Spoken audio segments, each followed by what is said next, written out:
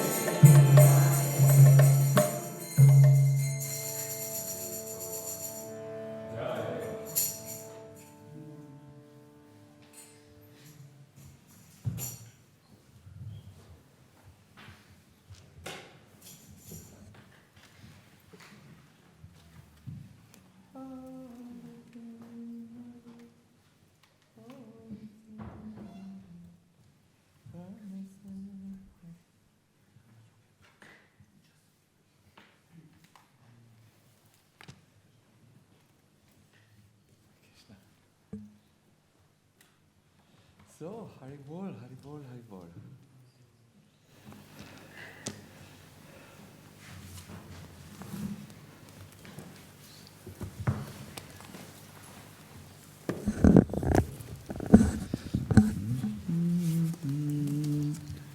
Hare Krishna.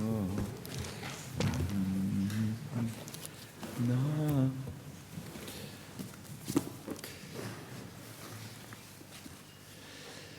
So, Haribol.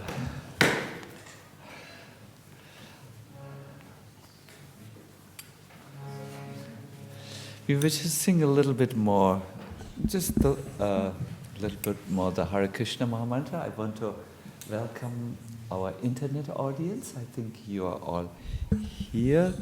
I will put this microphone a little bit closer. It's nice to see that so many of you have come here. I will be tomorrow in Berlin town in our Jagannath Mandir, and therefore I was not expecting so many of you here, but thank you for coming.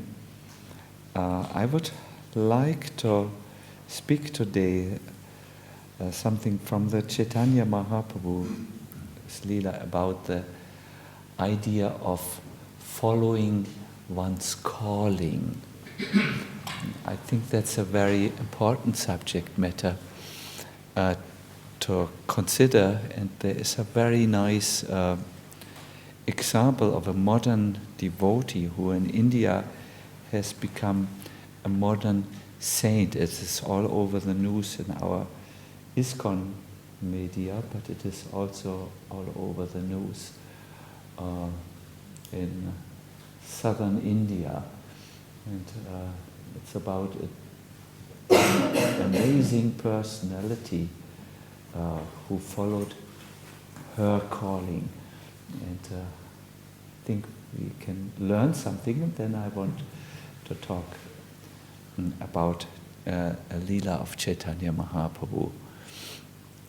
But I thought today we will sing a little bit more the Mahamantra, just a little at the beginning of our program. Hare Krishna.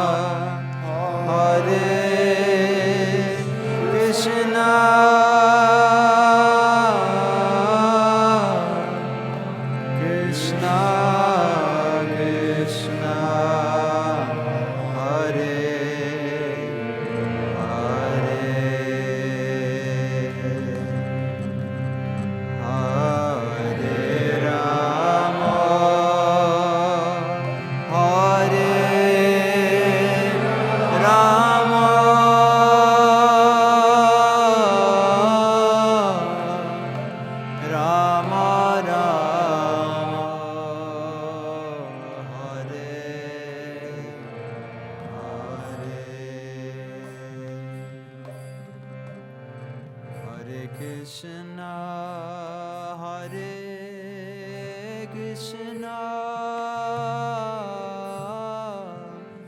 Krishna Krishna, Hare Hare, Hare Rama, Hare Rama, Rama Rama, Hare Hare, Hare Krishna, Krishna, Krishna Krishna, Hare Hare, Hare Rama, Hare Rama, Rama Rama, Hare Hare, Hare Krishna, Hare Krishna, Krishna Krishna, Hare Hare, Hare Rama, Hare Rama, Rama Rama, Hare Hare, Hare Krishna, Hare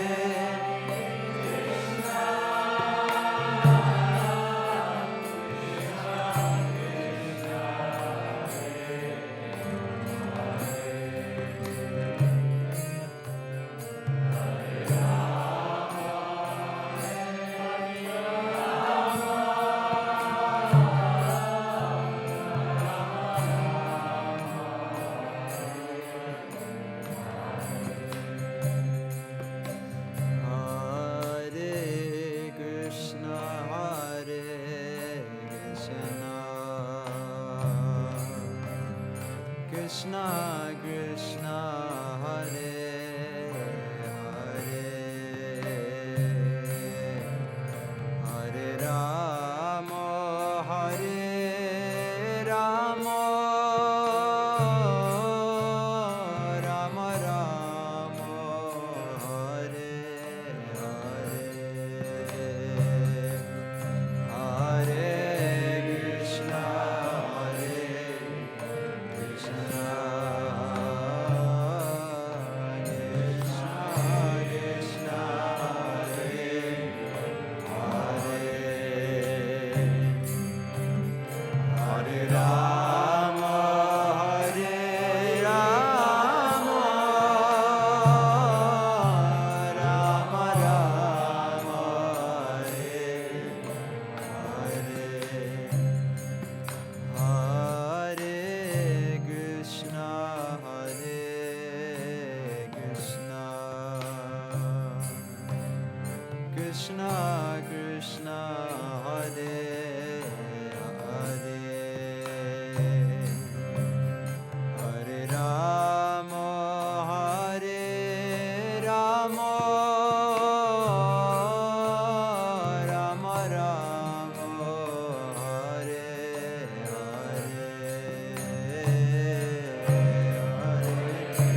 Krishna, Hare Krishna,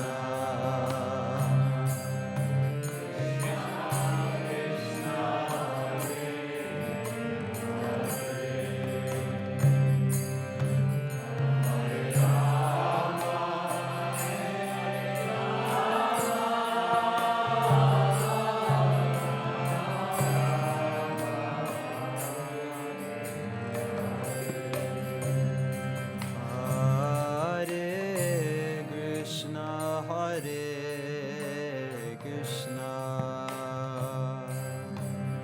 Krishna Krishna, Hare Hare, Hare Rama, Hare Rama, Rama Rama,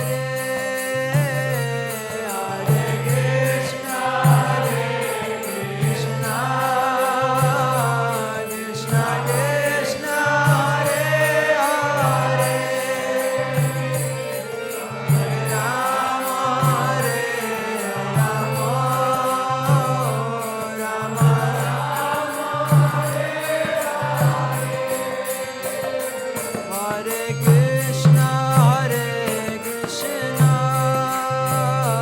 Krishna Krishna, Hare Hare, Hare Rama, Hare Rama, Rama Rama, Hare Hare, Hare Krishna,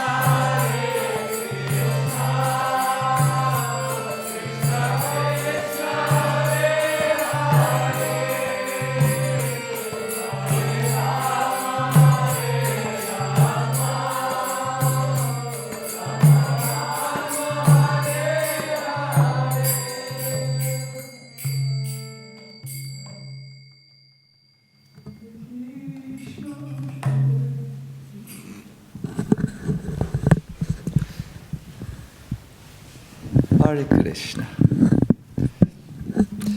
Please give me the harmonium, or do we have another harmonium which is not yet open but closed? This here, der Tisch. Okay.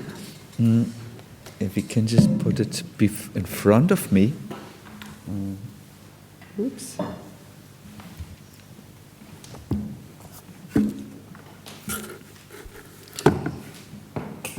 Sehr gut, sehr gut. Warte mal, ich tue das hier. Krishna. So, Hare Krishna. Ananda war dann, ist das besser, wenn ich das so mache, oder? Ist egal? Wirklich? Das ist ein gutes Mikrofon, mit anderen Worten. Hare Krishna. Namo Vishnu Padaya Krishna Prestaya Bhutale Shrimate Bhakti Vedanta Swami Niti Namine Namaste Saraswati Purani Pacharine Nirvishesha Sunyavadi Panchanyadi Satarine Shri Krishna Chaitanya Prabhu Nityananda Shri Advaita Gadadhara Shivasari Gaur Bhakta Vrinda Hare Krishna Krishna Krishna Hare Hare Hare Rama Rama Rama Hare Hare.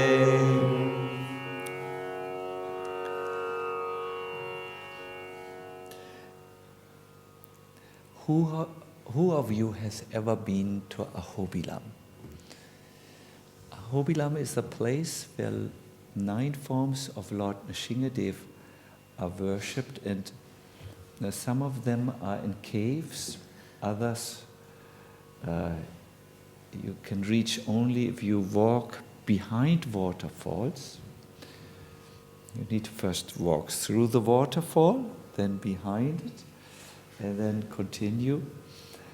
And there is one temple which is most of the year underwater. If you want to go there, you will have to walk through 1 kilometer of water, which goes up to the chest. There are many snakes in that water. And when you finally enter the cave, you see Lord Nrsimhadev half submerged underwater. It is here where our story begins. This temple is so difficult to reach that the weak in spirit and weak in heart never go there. And the priest who worships there comes once a week there. He cannot come more often because it's very hard to go there.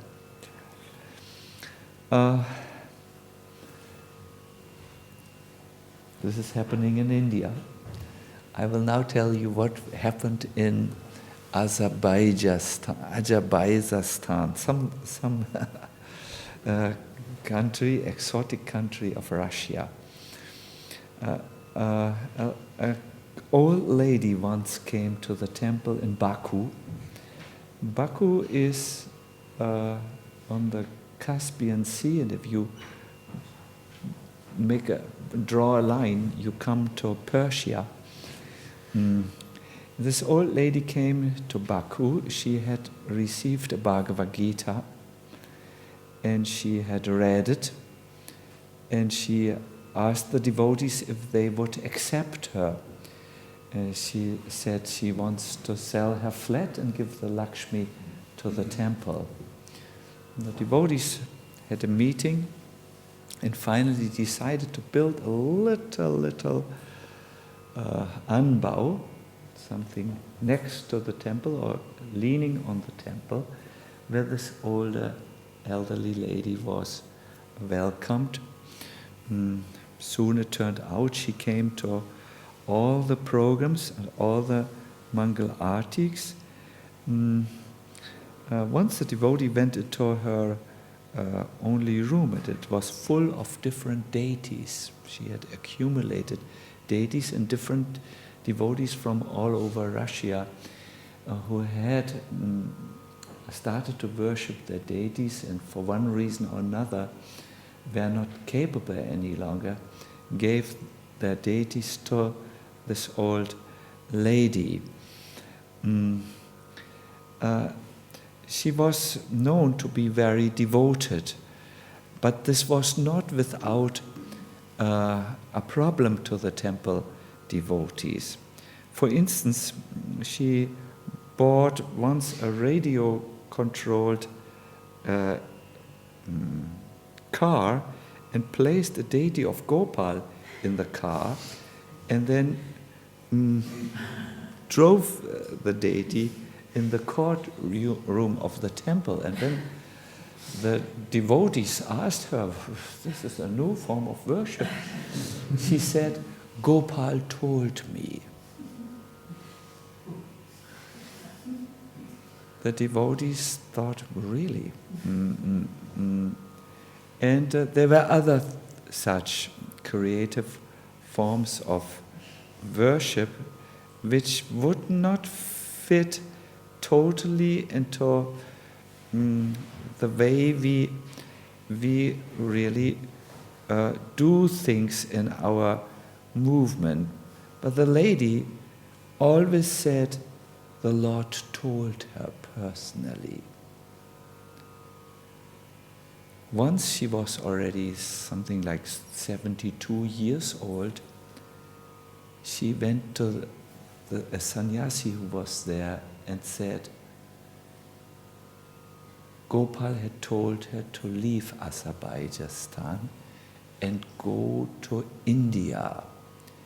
There in central India would be a cave in which Lord Nrsingadev is worshipped, and he is not receiving regular worship and wants her to come to that temple and worship him regularly. The devotee thought, you 72 years old, do you know what India is? You are cheated the moment you leave the airplane. Then you, if you are Westerner, then it's an intolerable hot climate. And if you go to central India, that place will be Ahobilam. It's very, very difficult. They will not accept ladies to worship Nrsingadev. And you don't know the language, they don't know your language, you don't even know English. How will it work? Then there was a video of Ahobilam.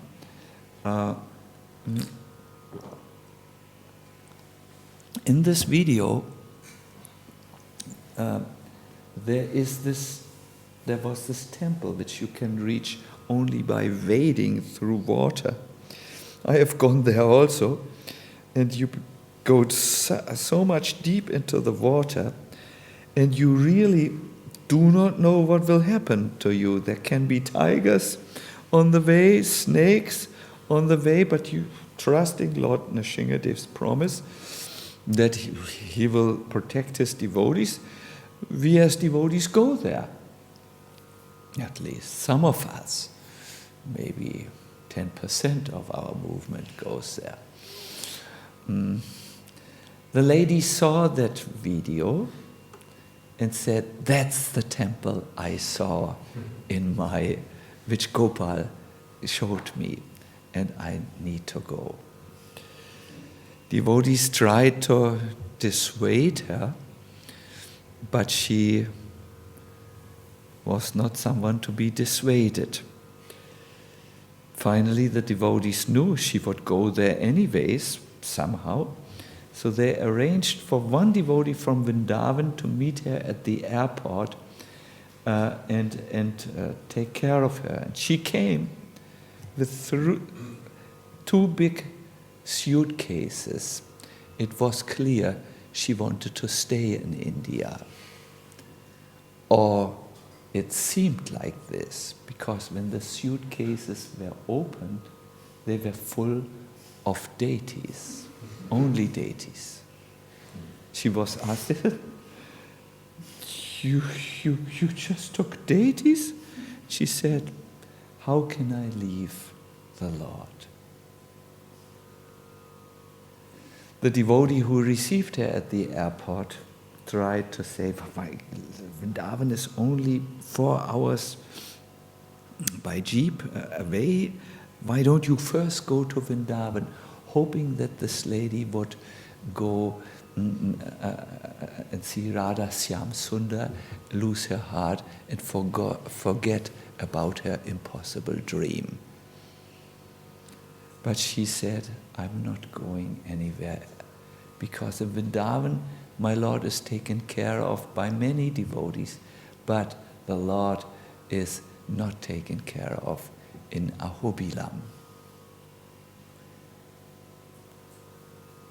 So when the devotee understood that the old lady is not going to go to Vrindavan and she's going to follow her dream,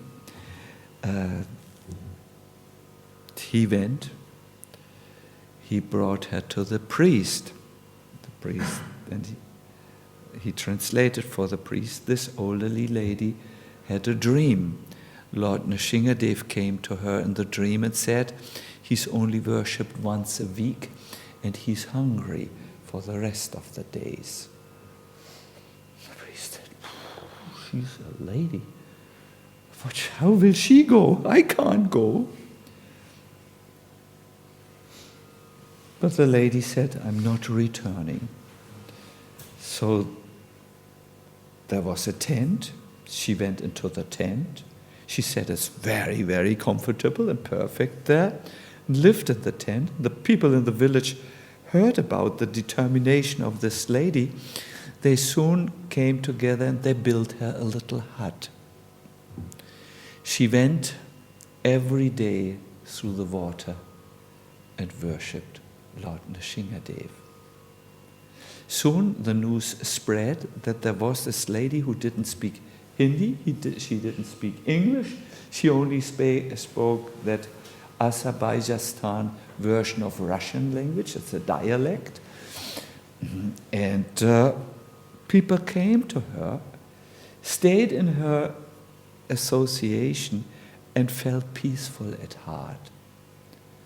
Then the major came, a governor, something like a governor, must be a governor, and wanted to see the lady. And she looked reasonable, she looked very devoted, and he had a turn in his mind. He said, we are living in big houses, and the Lord lives in a cave filled with water. How impossible we are. What is our devotion?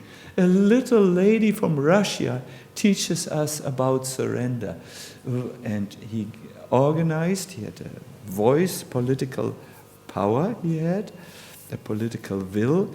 He organized that the worship was increased, that all facilities were given to the lady.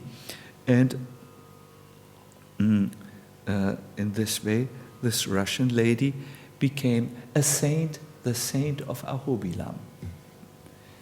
She blessed people who asked for blessings. She remained very humble. I saw a video of her. There's someone singing about Krishna, and she pays her obeisances to this singer. She looks reasonable, that is what I can say, but also fiercely determined. In Deutsch sagt man wild entschlossen.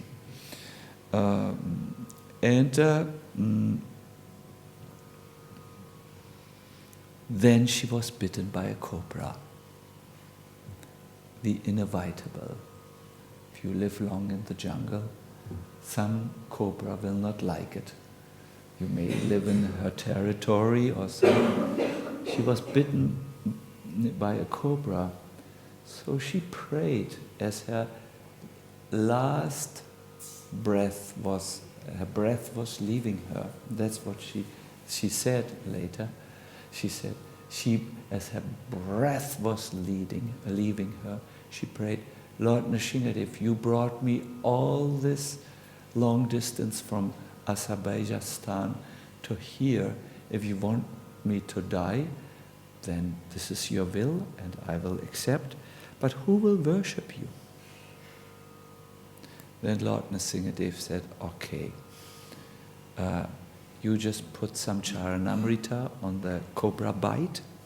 It will bring the poison out. I will take care of the poison and you will worship. Continue to worship. She did this. She applied the medicine of faith. So only a faith medicine. She was cured. And she lived for a few more days, years, and now recently she has left her body. The saint of Ahobilam has left her body, and the people of Ahobilam feel a candle who spread light has been extinguished. I leave all of you who listened to this story, which I received from one devotee in Dubai through the email.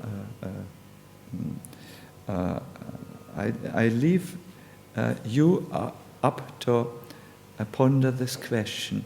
Is it possible that Krishna talks to a devotee?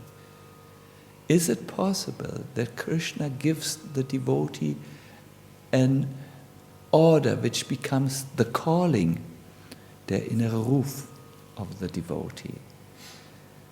Is it possible that maybe Krishna's ways are inconceivable and different from everything which we thought? I think Gadadhar will agree very quickly that this is possible. In fact, he will quote Mr. Jung, who said, God crosses your will. Isn't it? That is what God is. What? Yes, God is whatever crosses your will. God is whatever crosses his will. So, not whatever. No. God is what crosses your will. God is, so it's different than your will. Is it possible that you, yes, I mean you, can also receive the impossible calling and follow it, although it will look very different from what you thought? It will look very different from what everyone else thought around you, including those who are very close to you. Could it be possible that the words of the Lord are relevant to this day, are relevant today? That is, I, dwelling within their heart, destroy with the blazing torch of knowledge the darkness born of ignorance.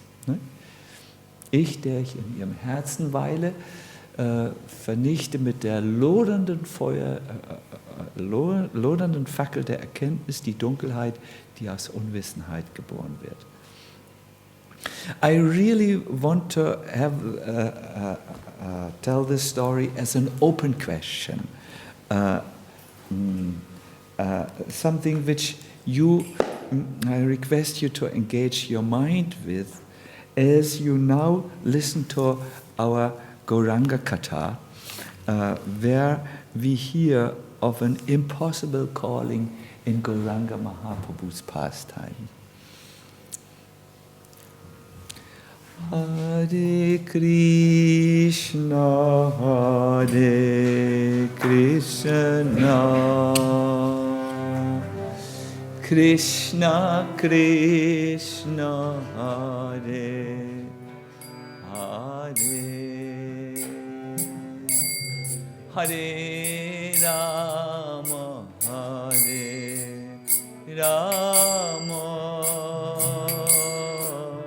Rama Rama, Hare Hare, Hare Krishna, Hare Krishna, Krishna Krishna, Hare Rama, Hare Rama,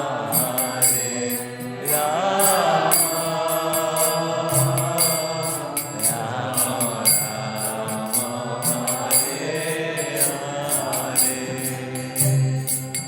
Hare Krishna, Hare Krishna, Krishna Krishna, Hare Hare, Hare Rama, Hare Rama, Rama Rama, Hare Hare, Hare Krishna, Hare Krishna, Krishna Krishna,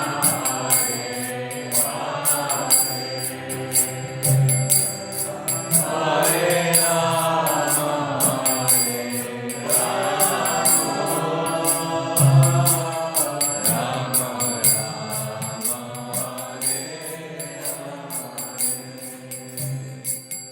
Hare Krishna, Hare Krishna,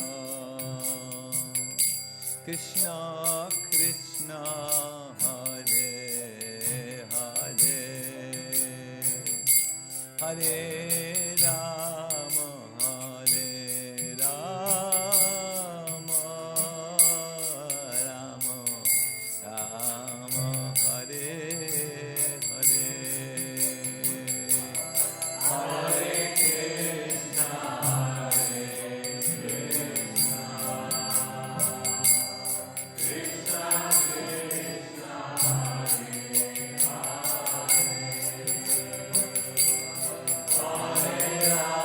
Rama, Hare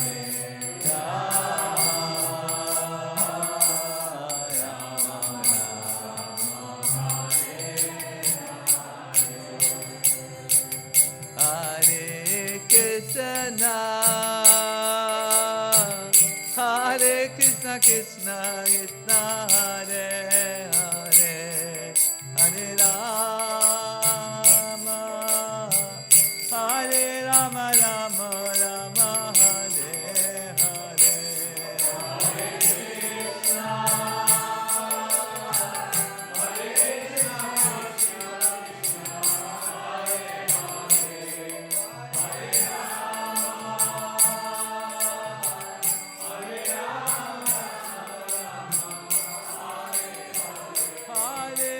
Krishna, Hare Krishna, Krishna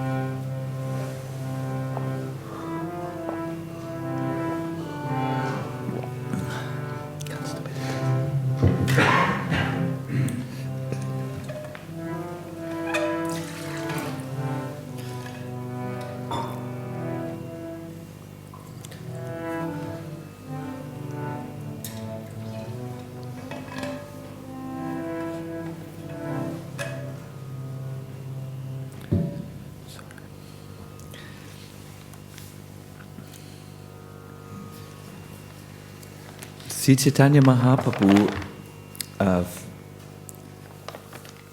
felt when he was 24 years old the deep calling to leave all those who were dear to him.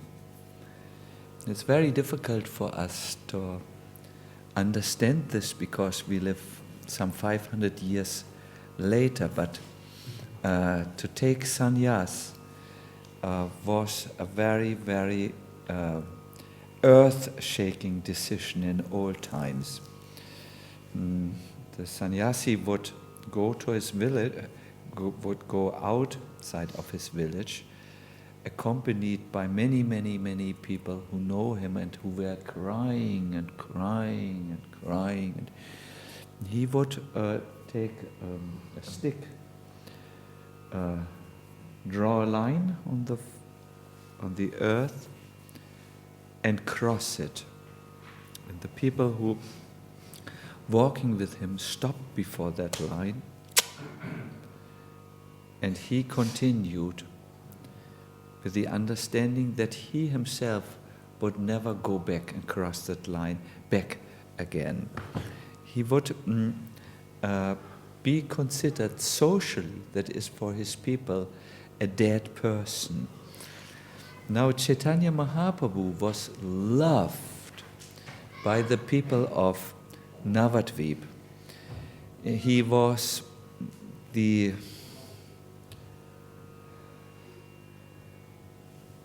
as important to them as the apple of the eye. Das ist in Deutsch die Pupille. He was really the beloved of children, young people, and old people. In fact, they could not imagine to live without him. But once it so happened that that was towards the end, that he was found in his own school in one corner, remembering how Krishna left the gopis. And Lord Chaitanya Mahaprabhu, feeling the tremendous pain of the gopis, was starting to sympathize with them, and he chanted with tears in his eyes. In a corner of his own school, the professor sat down, chanted, "Gopi, Gopi, Gopi, Gopi." The students were surprised. Shouldn't one chant the names of Krishna? Gopi means a cowherd girl. What was the professor doing? And they said to him, first respectfully, shouldn't you chant the names of Krishna? Chaitanya Mahaprabhu was fully in the mood of Radha, who suffered when Krishna left the Vrindavan, and who sympathized with all the other gopis who also were thrown into a lake of poison. Lord Chaitanya said, "Krishna, this scoundrel means this rascal, why should I chant the name of a rascal?" This was too much for the students. Our teacher calls God a rascal. Too much. And they began to criticize him.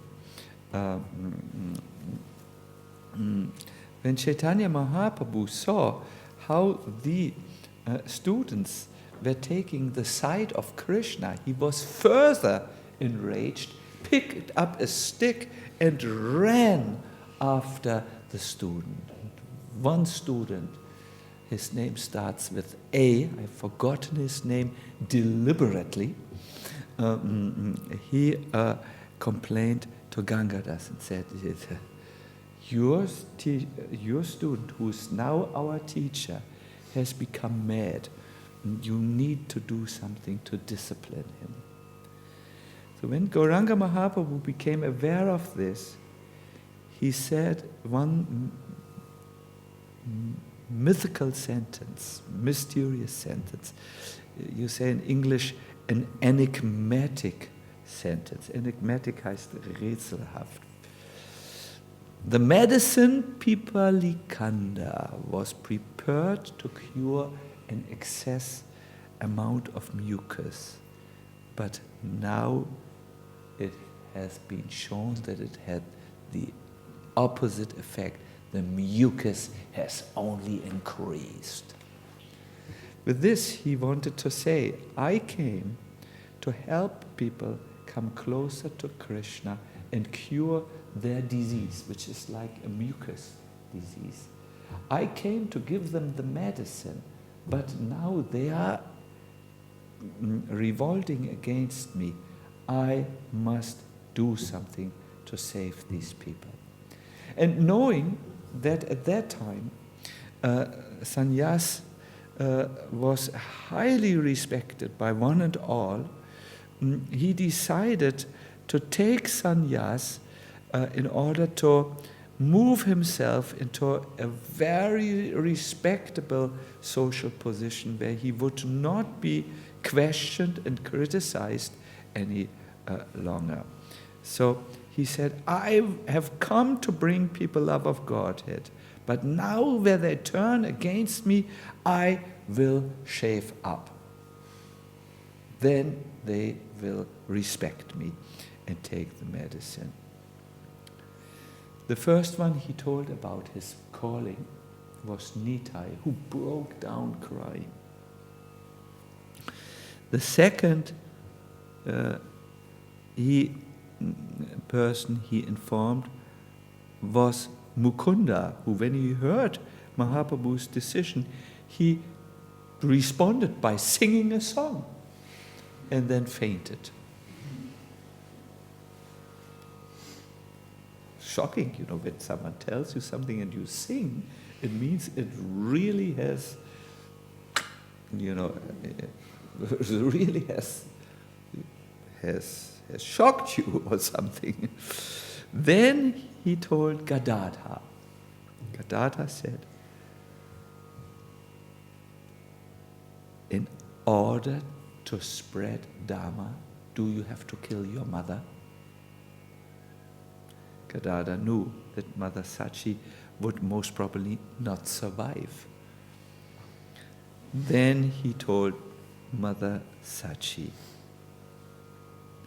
When Mother Sachi heard the decision of Gauranga Mahaprabhu, she, who loves him more than we can imagine, and who never wanted to say or do anything to oppose her divine son, went to a secluded place where Gauranga would not see her reaction and wept helplessly.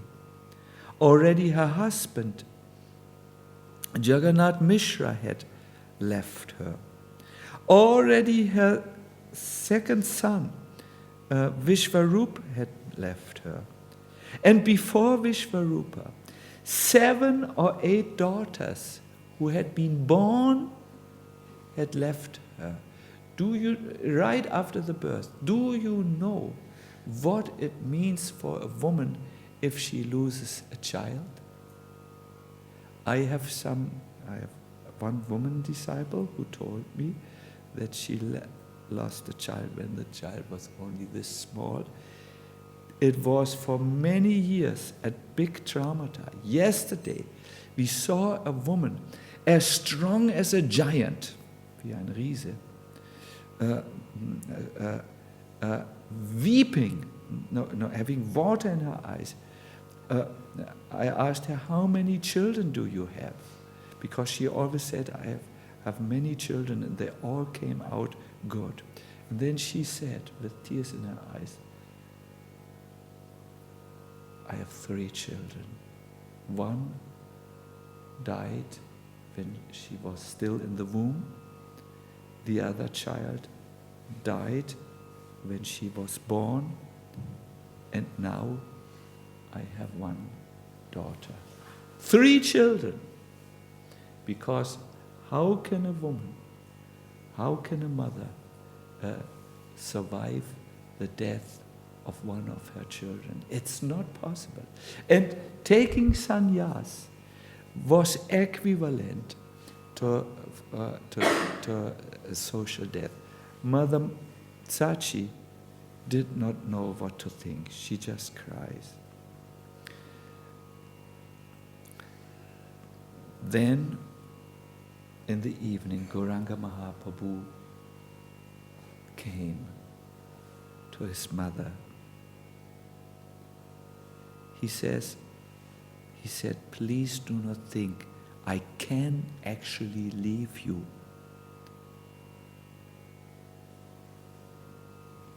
I have descended in this world in 2 forms: the chanting of the holy name and the bliss of deity worship. If you take shelter in Sankirtan and the worship of deities, I will always be with you. This is what Mother Sachi did.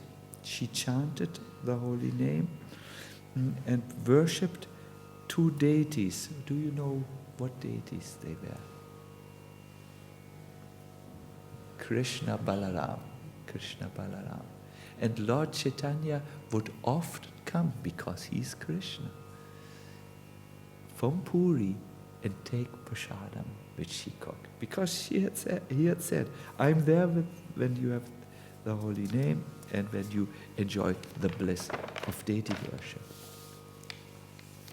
Please find your happiness in these 2 forms.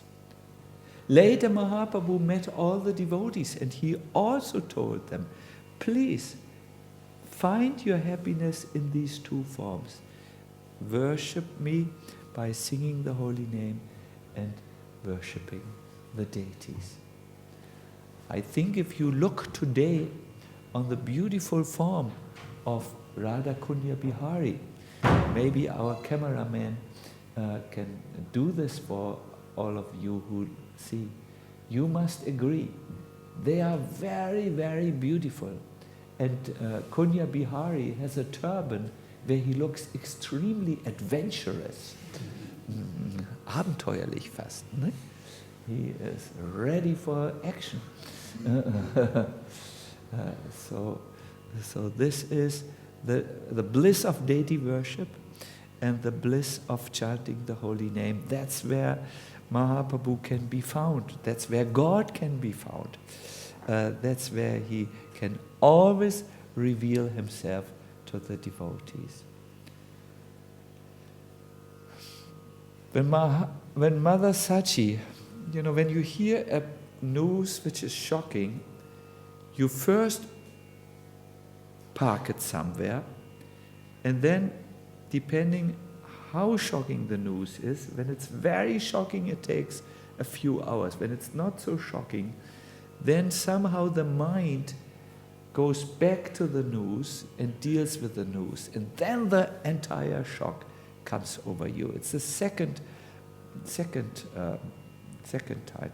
Have you ever noticed this? When you have a shocking news, maybe someone died who's close to you.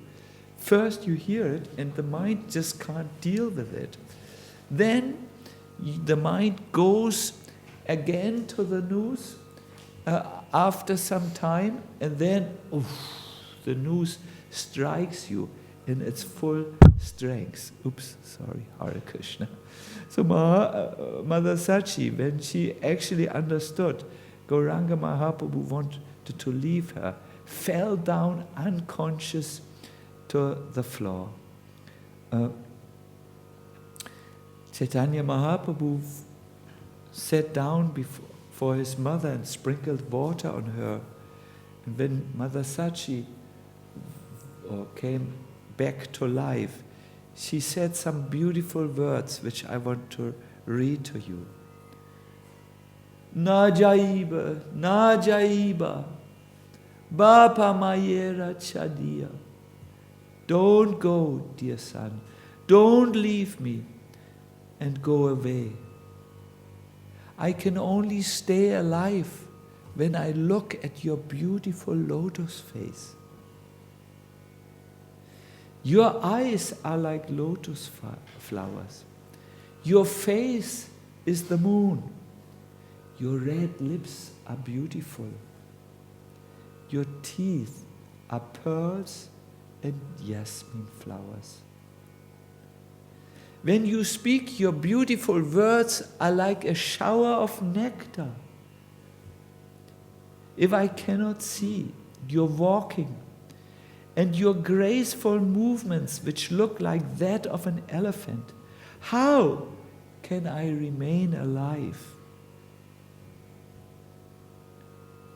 You have so many friends here: Advaita, Shrivas, Nityananda. You have, please stay here at home and happily perform Sankirtan with them. She offers an alternative. Dear son, it is to teach the true religion that you came to this world. If you abandon your mother, how will you teach religion? You are dharma, or religion personified. If you give up your mother, how will you teach religion to the world? Mother Sachi was thinking about something which many of us have forgotten. We were once not in this body. We had once died, and we were now helplessly driven in the atmosphere. Then our mother and father came together and they gave us this physical body. For this, we are grateful. But of the two, father and mother, we are much more grateful to the mother. Because if it were not for the mother, we would have no place to stay when we were so small. When we were, if the mother would not have taken us and given us a home in her womb, supplied us with sufficient nourishment, then where would we be? The father's job for us coming into this world was small. The father's job was most probably full of joy. But the mother had to carry us for 9 months. Is it 9 months? Yes, 9 months in her womb. And she had to give birth to us, which is something so painful that all of us men would even die with half of the pain. That's the scientific thing. Women have that special ability to tolerate this pain which men cannot tolerate half of it. Therefore it is said, you can disobey your father. You can disobey your guru even, in the Vedic idea, but you can never disobey your mother. We had 3 grandmothers dying in the last week, and we did a wonderful ceremony in our Gaura Bhavan for those grandmothers. We tried to go into the mood of the children of the mothers who are crying now.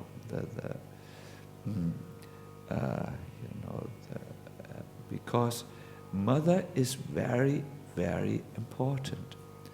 So Gauranga Mahaprabhu is now challenged by his mother. You came to teach Dharma. You're Dharma personified. If you give up your mother, how will you teach Dharma to the world? Mother Sachi is saying this.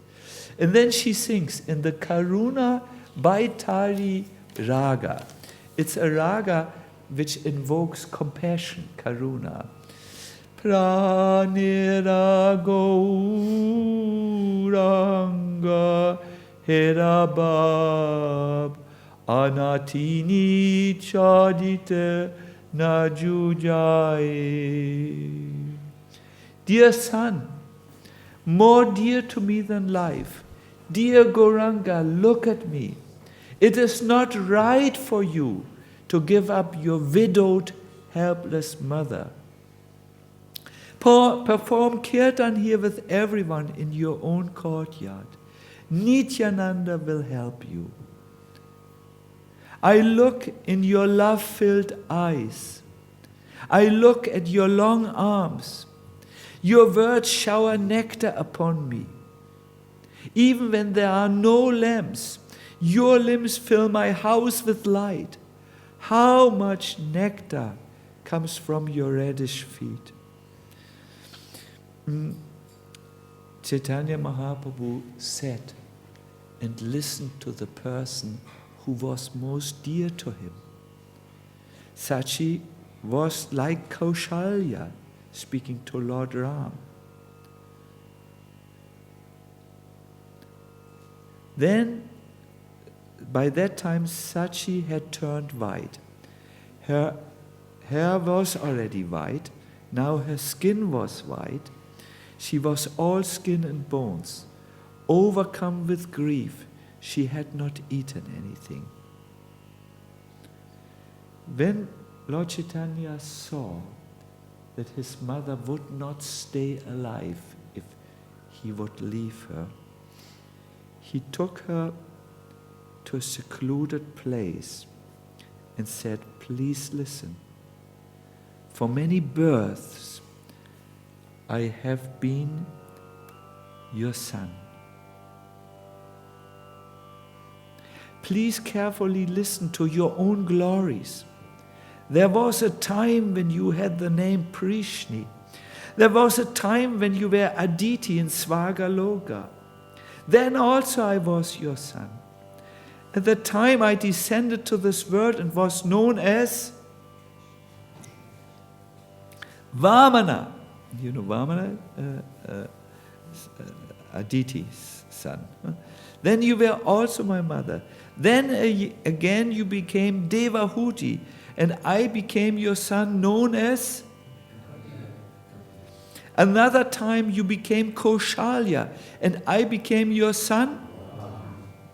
Another time you became Devaki in Mathura, and you were imprisoned by the demon Kamsa. Then also you were my mother, and my name was? Krishna. You were, yeah, here's an opinion, a difference of opinion between the second initiated Brahmanas. One says Vasudeva, one said Krishna. I leave it up to you to make the final decision. And then also you were my mother. You were...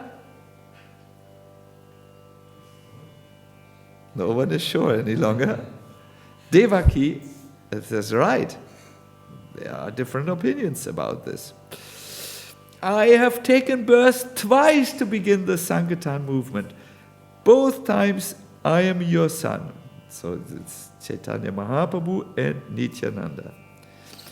You, and now he says something. You are the goddess of the earth. And therefore you are the mother of my deity form. The deity is made out of earth, either the earth or the jewels or the wood and so on. You are my mother in the form of my deity form. And you are also the tongues of everyone. And therefore you are the mother of my form as what? as the holy name. Do you understand? Mahaprabhu had said, today I have a little dull audience here, so I will make it a little bit more clear. Mahaprabhu had said, you will, to all the devotees, you will always have my association in two forms. The bliss of Sankirtan and the bliss of deity worship. And now he tells his mother, you are always together with me because you are the tongue in everyone. That means you have given birth to the holy name. And you are the earth. That is, you have given form to my deity form. In this way, you are my mother, birth after birth. In my heart, I will never leave you. I am not lying. I speak the truth. Please do not feel unhappy in your heart. I think when we feel a calling, we need to negotiate with our environment. Gauranga Mahaprabhu had to negotiate with his mother and tell her how he would be always together, because how could he leave the person, his mother, and be the cause of her death? Not possible. Not possible. So he had to negotiate, verhandeln, and find out a way how to pacify his mother and how to leave and stay. When we have a calling in our heart, it is best if we can negotiate with our environment, with those who are dear to us, and pacify them. Not be selfish and just see how we can follow our own calling.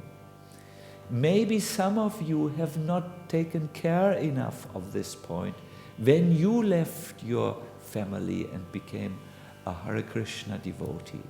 Maybe you still owe a debt to your mother and your father, which you have to pay. Let us look at this example of Gauranga Mahaprabhu and how he dealt with the calling which he had. He left, but he stayed. This becomes very clear when we get another Shastrik Praman. Praman means proof, and Shastrik means from the scriptures. It's very moving, and we have to move up the scale.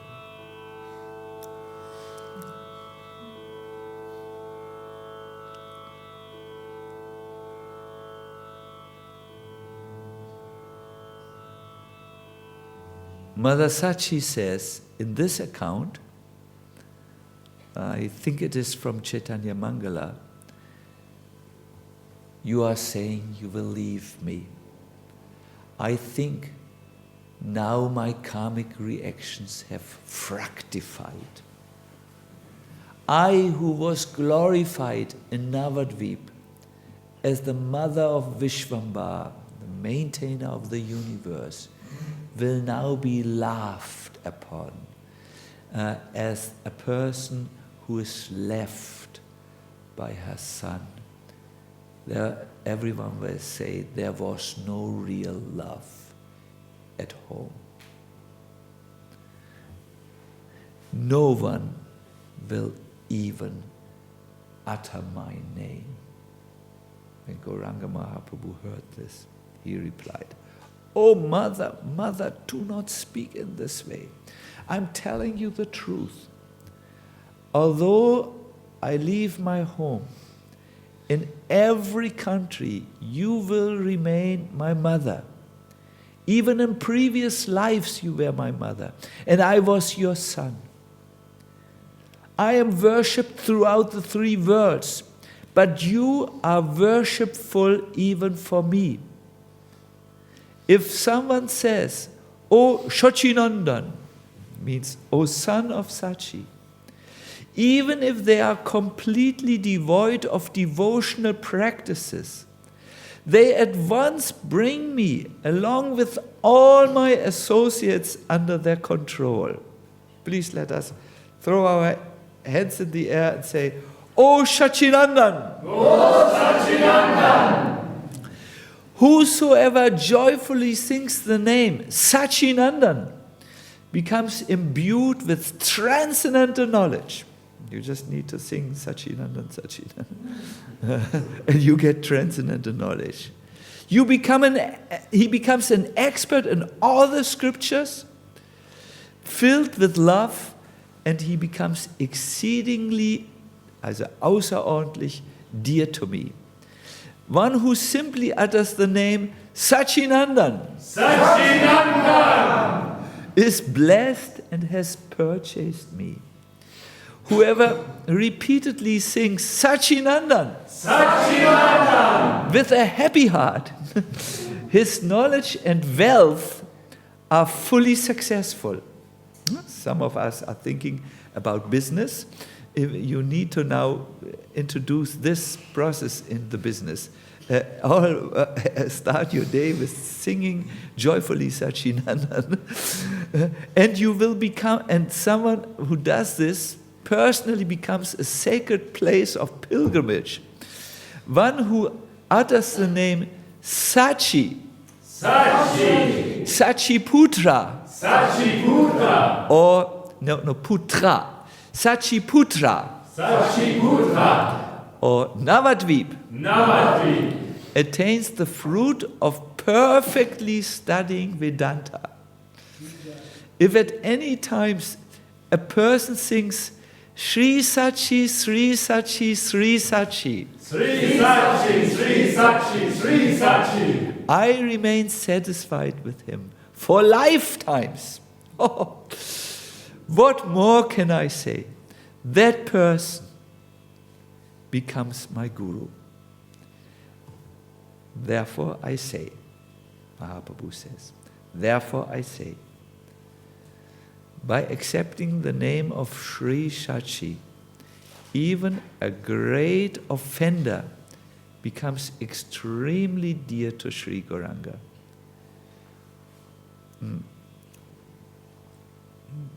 Actually, this is the author of this article. No? So Mahaprabhu, so the verse, there is a verse which ends with this. Anarpita charischirat karunavatino kalo samapaitum munatotshala rasangsa bhakti shriyam Harisundara duty kadamba sandipito sada hridaya kandare Spuratova Sacinandana. May Sri Sacinandana Hari manifest himself within the deepest region of all of your hearts. May he come in the cave of our heart. This is Mahaprabhu. I like this very much, that Mahaprabhu has given the sacrifice. In order to save the world, he left her who is most dear to him. He left Mother Sachi for all of us. He has not left her indiscreetly and unconsiderate. He said he would stay with her, and he often promised or gave this. He often showed this in his pastime, that when Mother Sachi was offering food to her deities of Krishna, Balaram, Lord Chaitanya came all the way from Puri, and he did this daily, every day, to eat at her altar, because she would cook for him anything and everything, according to his sweet desire. This is the sweet relationship. And it is an example for all of us to, on one side, follow our calling, do what is necessary, but not leave bridges smoldering in the fire of our arrogance. Hare Krishna, some poetic words. We cannot, by following our calling, disturb those who are dear and near. We need to find a way so that they are satisfied and pacified in the best possible way which is possible. Krishna. So we have come to the end. We have 5 more minutes to end our kata, but there's a question of Muniraj. Yes. I'd like to ask one question because you spoke about the inner calling, which is very Yes. matter. And sometimes also in the past, you might have seen somebody who is thinking to have the calling, and following the calling, but then maybe not coming to the goal of the calling, and then maybe that has been mine to some extent, but they thought they were guided, but then it turned out to be not as successful as they thought. So the question is, when do I know, or when does everybody know that is a true calling, or that it's maybe just a whimsical idea, yeah. which comes up, or which might be a desire of one's own instead of the Lord's will. It's a wonderful question, which is dealt with in all genuine spiritual paths. It's called the differentiating the voice. What is the voice of the mind, or anything? Could be also other entities who take possession. And what is the true calling from the Lord in the heart? I could speak about this for many hours now, because I've just written. I'm coming to the end of the Paramatma module, a very moving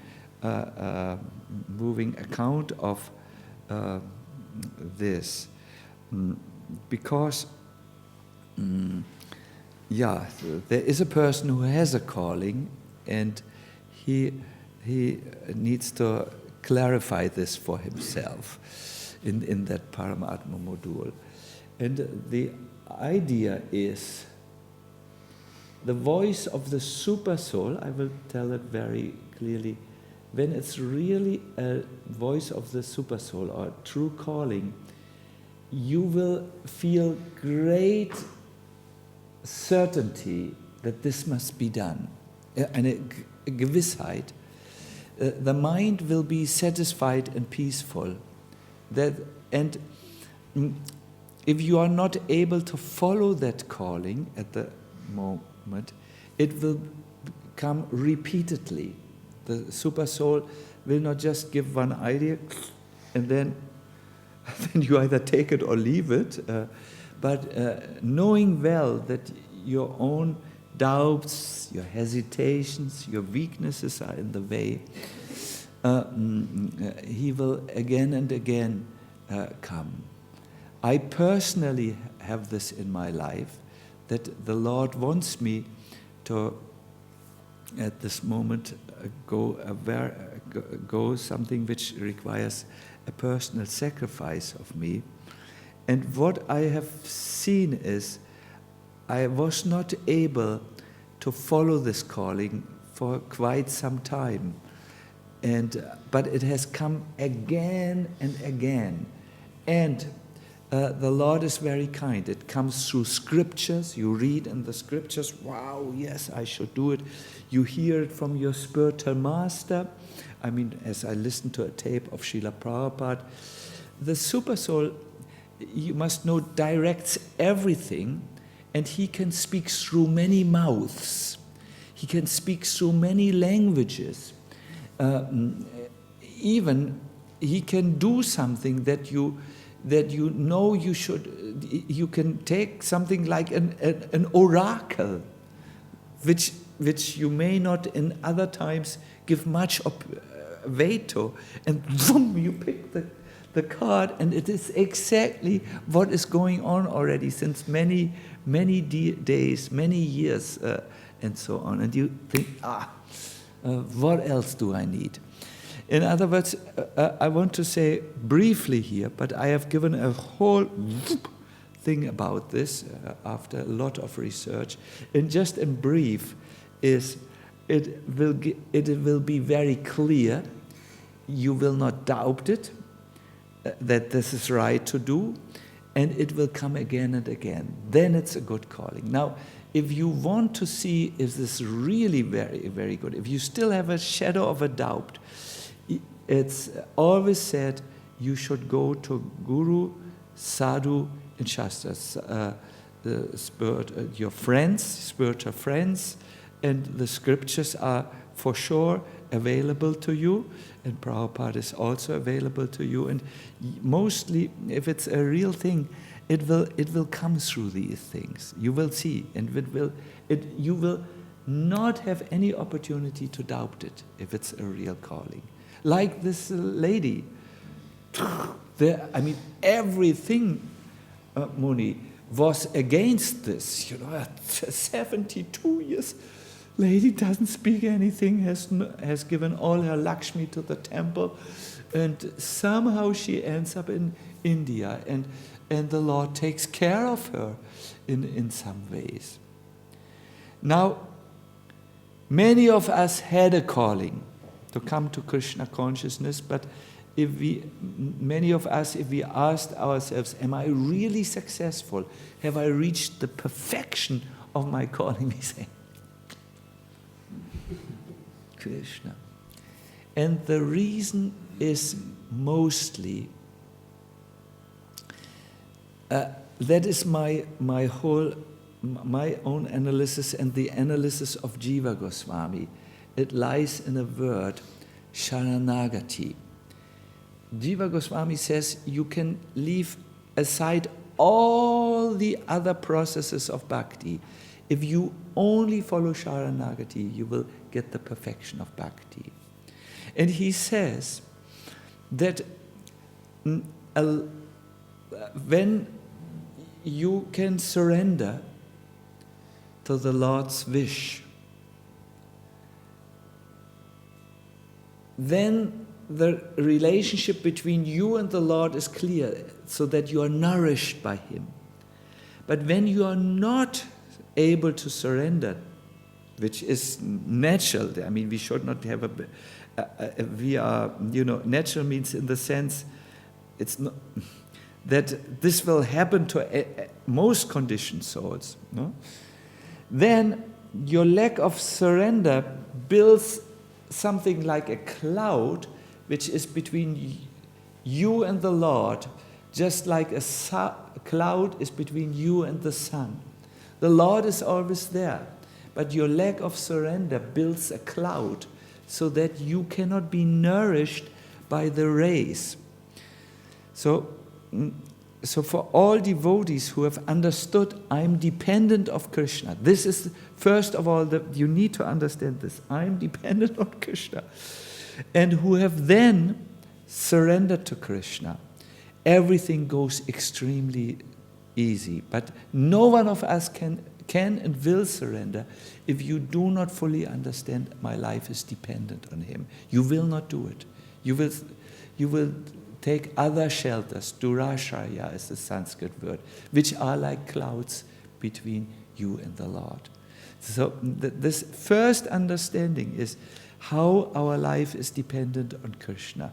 We usually understand it when we have a very difficult situation, like a life-threatening disease, for instance, or when something happens in our private life which was like a thunderbolt and which almost cut all the old structures to pieces, which we have put in our lives. Then we sometimes understand, I'm not the architect of my future or of my life. There is someone else I have to turn to. But this this feeling dependent of the Lord is what most of us lack. If we would have it 100%, it would be easier to surrender. I will leave you with a little story which I told the children today. There was once the successor of Ramanuja. He went with some of his associates through the forest. And as he walked, all of a sudden, the underbrush parted, also Unterholz sagt man, and a hunter stood before him, trembling. This hunter had smeared himself with black ashes so that the animals wouldn't see him. But he was totally disturbed. Why are you so disturbed? Something happened to me just now. I saw a very fat rabbit, ein fettes Kaninchen, and I was getting ready to shoot it when the rabbit, seeing me, ran towards me and encircled me. I was afraid. What is this? Is this a boot? A boot means ghost. You know, because rabbits don't do this. They don't run towards people. And then the rabbit put his head on my feet. I was totally disarmed by this rabbit. I live from selling the meat and the fur of the animals I hunt. But when this animal, seeing no other hope to survive, came to me and just put his head on my feet, I felt, how can I destroy this animal? And now I'm thinking about my whole life as a hunter, and I'm disturbed. Should I continue or not? So when this pontiff, also Pontiff, wie sagt man das in Deutsch, this abbot, this successor of Ramanuja, heard this, he developed symptoms of ecstasy and fell on the ground. And after half an hour or so, when he was revived, his associates asked him, what happened to you? And he said, I'm just thinking about it. To accept someone who is surrendering is so natural that even the hunter accepted a rabbit and maintained her. The rabbit had not read in the Bhagavad Gita that verse where the Lord says, give up all other processes and surrender unto me, I will protect you. The rabbit had no knowledge of this shloka. But naturally he understood, my life is dependent on the hunter, I better surrender. The hunter had no intention to protect and save the life of the rabbit. He lives by killing. But when he saw this, he, in the most natural way, took care of the rabbit. Why are we human beings who read the Bhagavad Gita, who hear about the willingness of the Lord to protect us, so unnatural and so abnormal and so sick in our minds that we cannot surrender? I have fainted to the ground. I think you can all ask yourself, when do you turn to Krishna?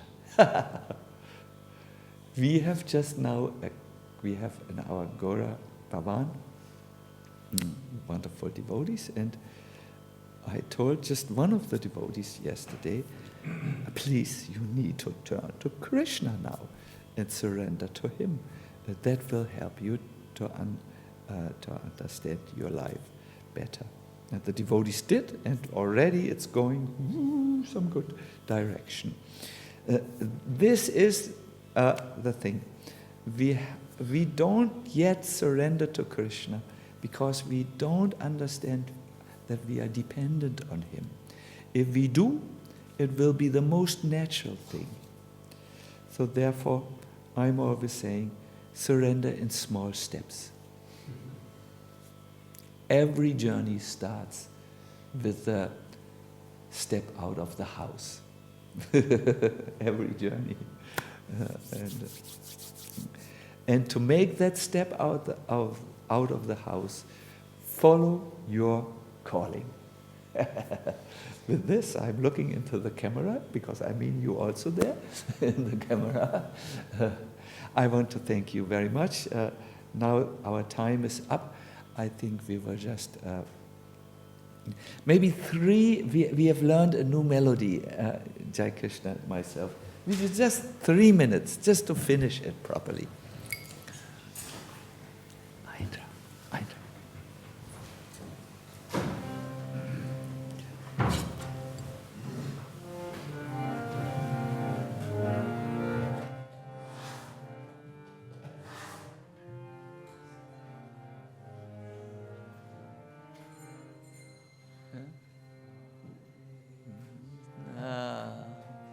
Hare Krishna,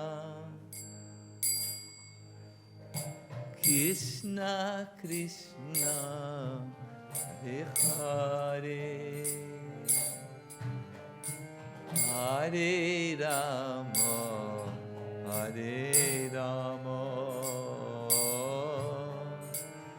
Rama Rama, Hare Hare. Hare Krishna,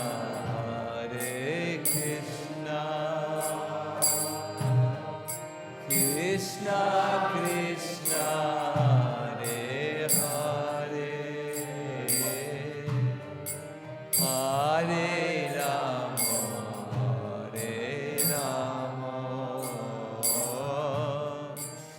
Rama Rama, Hare Hare.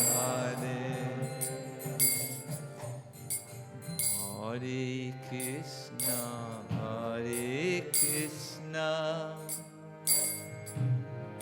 Krishna Krishna, Hare Hare, Hare Rama, Hare Rama, Rama Rama, Hare Hare. Krishna Krishna, Hare Hare, Hare Rama, Hare Rama, Rama Rama, Hare Hare. Hare Krishna,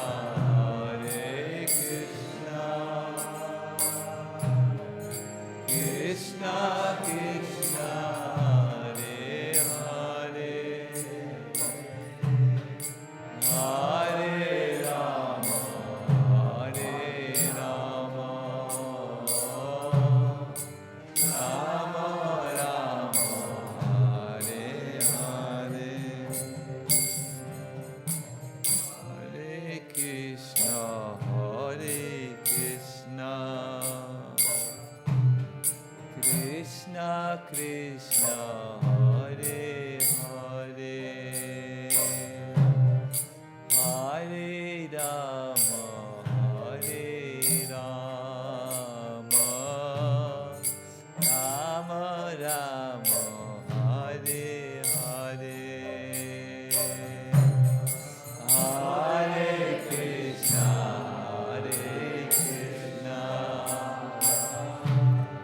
Krishna Krishna, Hare Hare, Hare Rama, Hare Rama, Rama Rama, Hare Hare, Hare Krishna, Hare Krishna,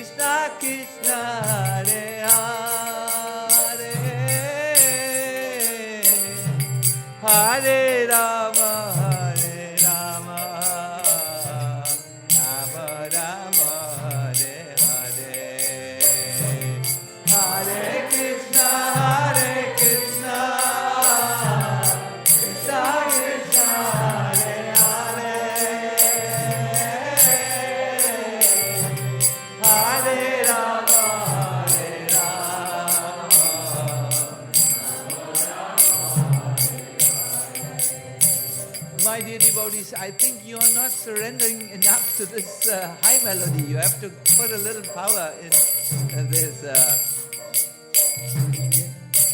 You need to really sing so that this melody works.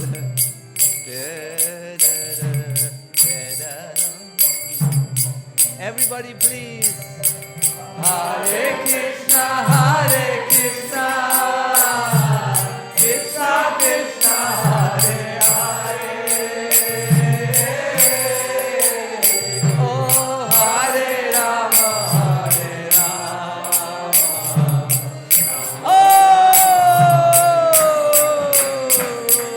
Hare Krishna, Hare Krishna, Krishna Krishna, Hare Hare.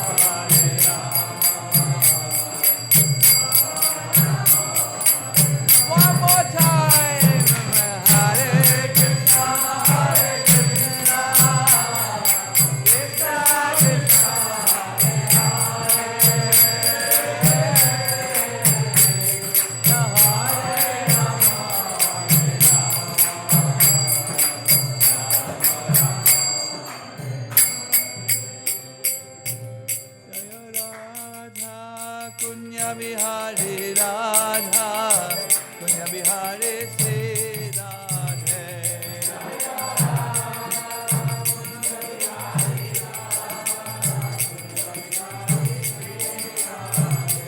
Jaya Gauranitai, Jaya Gauranitai, Gauranitai, Jaya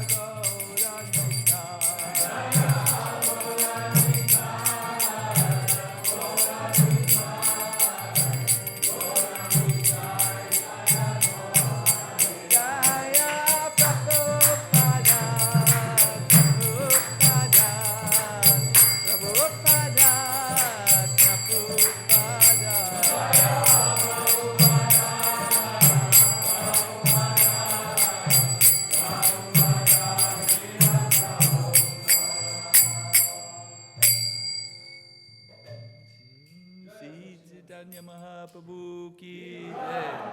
Hare Krishna. Hare Krishna, nur ganz kurz in Deutsch. Also natürlich, wisst ihr, wenn ich über sowas spreche, über Surrender, dann ist mir schon klar, das ist manchmal ziemlich abstrakt. Was bedeutet das jetzt für mich im Leben? Das ist nicht immer leicht, das zu realisieren und zu verstehen. Und ich glaube, das muss jeder für sich rausfinden. Das ist wirklich etwas sehr, sehr Individuelles. Und es ist schon richtig, wie Moni sagt, man muss da ein bisschen sehen, wo ist das Calling, was man hat und was man auch spürt. Ich glaube, dass Krishna uns hilft, wenn wir uns überlegen, wie wir surrendern, dass er uns zeigt, hier an diesem Punkt wäre es gut. Ich glaube, Surrender, also ich merke das zum Beispiel ganz einfach im Kirtan. Da ist schon so etwas, da ist so eine Gelegenheit. Kennt ihr das, wenn man im Kirtan ist, man ist in der Mut, man singt eigentlich nicht so richtig. Und dann sagt man, ich will mich jetzt surrender zum Kirtan. Und dann singt man mit voller Kraft, so mit full force. Man singt dann mit voller Kraft. Und dann merkt man sofort, dann geht eine Wolke weg.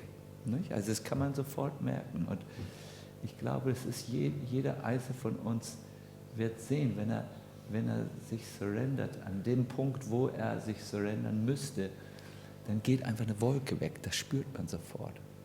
Das ist sofort da, weil es ist nur dieser Mangel an Surrender, der so eine Wolke zwischen der Krishna-Sonne und uns bildet. Es ist eine sehr individuelle Sache und das heißt an unterschiedlichen Stationen des Weges unterschiedliches. Aber eigentlich ist in dieser Praxis der ganze Prozess des Bhakti drin. Also da kommt es drauf an in der Bhakti. Das ist der entscheidende Punkt. Ich habe gerade nochmal mir den Text von Srila Prabhupada durchgelesen. Da sagt er, als Krishna zu Arjuna sagt, gib alles andere auf, meint er wirklich alle anderen Prozesse, weil er weiß, dass nur durch diesen Prozess des Surrenderns zu Krishna die Perfektion des Lebens erreicht werden kann. Nur dadurch. Und du kannst 1000 andere Sachen machen in deiner Bhakti, aber wenn du nicht surrenderst, dann ist das vergebens. Nicht? Letztendlich da ist es wirklich sehr, sehr einfach. Das ist der Schlüssel zu der Schatzkammer der Bhakti. Gut. Hare Krishna. Hare Krishna.